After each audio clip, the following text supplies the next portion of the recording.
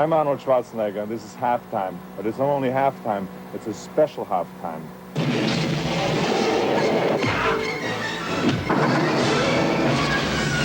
Yes, it's Enforcer Night, and it's gonna blow your mind. Trust me.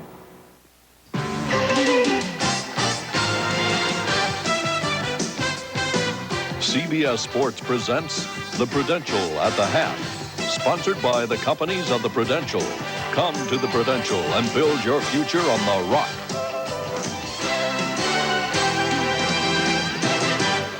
And our score at the half, Detroit leads Portland 51-46. And hi again, everybody. I'm Pat O'Brien, and once again, welcome to a special edition of At the Half. And as Arnold said, this is Enforcer Night. It better be good. What do enforcers do?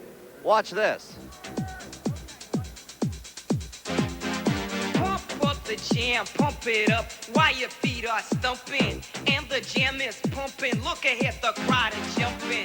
Pump it up a little more, get the party going on the dance floor. See, cause that's where the party's at, and you find out if you do that.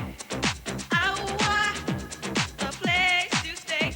Get your booty on the floor tonight, make my day. A place to stay. Get your booty on the floor tonight. Boy, you guys are tough. You can't show that on TV. My kids are looking at that. Let's meet our enforcers. Maurice Lucas, the godfather of fouls. He had a great NBA career, including some time here in Portland. Welcome, Maurice. Thank you. Rick Mahorn, Little Ricky, as his mother calls him, the original bad boy of the Pistons, now with the Philadelphia 76ers, and the other half of Thump and Bump, Charles Barkley, who was not only made this an art form, he admits it. Maurice, you started all this. Are these guys good followers? I think so. I remember when I started raising this young man right here. He's done well. Oh, thank you. I learned a lot from you. Those nice elbows and those pulling on the pants. Look at that statistic there. 3,498 fouls, CB. I'm a long way behind him, but he is the master. He gave us all our repetitions. Well, let me talk about that. What does it take to be a good enforcer, Rick? I think it just takes a big body, and I think both of these guys have it. They really outdid me. Maurice, what does it take? I think you have to establish yourself as a very physical player. You have to go out and play very aggressive night after night. I think once you establish that reputation, you get some leniency from the referee. Now, come on. Some of those hits are a little unfair, aren't they, CB? No, they're not fair. Anything, once the game starts, everything is fair to the end of the game. Rick? You have to keep things not over the rules, but you can't break the rule. A lot of these guys done broke the rules in some of those clips. As long as you don't get arrested for it, it's all right. Is it tougher now, Maurice, than it was back in the old days? Well, I think the guys are a little bigger, a little quicker, and certainly much stronger now. I think the game has changed somewhat. It's gone to a more finesse game, and so those guys who do play physical stand out a little more now. Well, I think I'm one of the dinosaurs from that because I learned from Maurice in the young years, and now I'm getting into this high tech. And I'm learning, I'm high tech? High tech, yeah. What about the game tonight, though? What do you see, CB? Well, Portland has not established any inside game whatsoever. That's been the story of the whole series. They just playing outside, and that's why they're down. Maurice, what about your former team? I think Portland does need to establish some inside game. I think they need to rebound, and I think that their lack of production from their bench has really hurt them this half anyway. Does this look like the Detroit Pistons, Rick, that you played on? Yes, it does. They're really playing with a lot of confidence right now. They're bringing the ball down low, and they're establishing the guard rotation game right now. Charles, so much has been written about the MVP award. You came in second in voting for the overall award. Your thoughts on it now that you've had time to look back on it? Well, I said earlier, there's too many guys deserve it. Patrick Ewing, Akeem Olajuwon, Karl Malone, and David Robinson.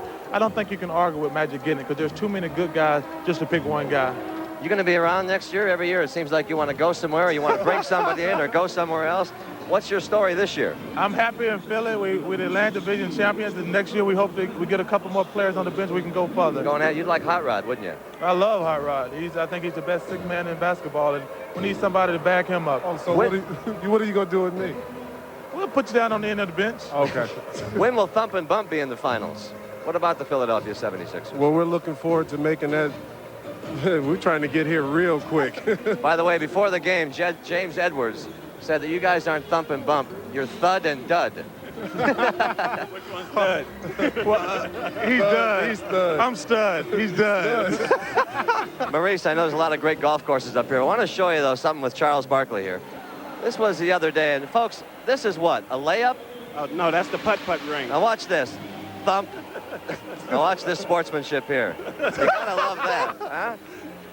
How is your golf game, CB? Well, you know, who saw that? I wasn't supposed to be filming that. I do get a little frustrated. It's getting better. I haven't been able to play this summer because I got to have shoulder surgery. But hopefully after 8 weeks over, I can play. Can you bring back the old scowl for us? That was a great scowl. I lost that scowl. When I retired, I gave it away. But you know what truly amazes me is how a man of Barkley's size can actually dominate the game as much as he's done. That's a big credit to you. Thank you, Maurice. Thank God, number one, because he gave me the talent. But thank you for the compliment. How is your shoulder, seriously? It's been giving me a lot of problems the last couple of weeks, but the surgery won't be that big of a deal, the doctor tells me, and just take 8 weeks to rehab, and I'll be ready to go. What do you think of Bill Laimbeer?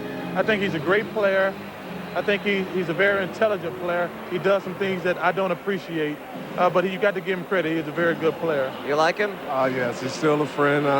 It's just on the court I don't like him, and I'll try to kill him. I still say some of that stuff we saw can't be fair, but you guys know better than I do, right? Oh, it's fair.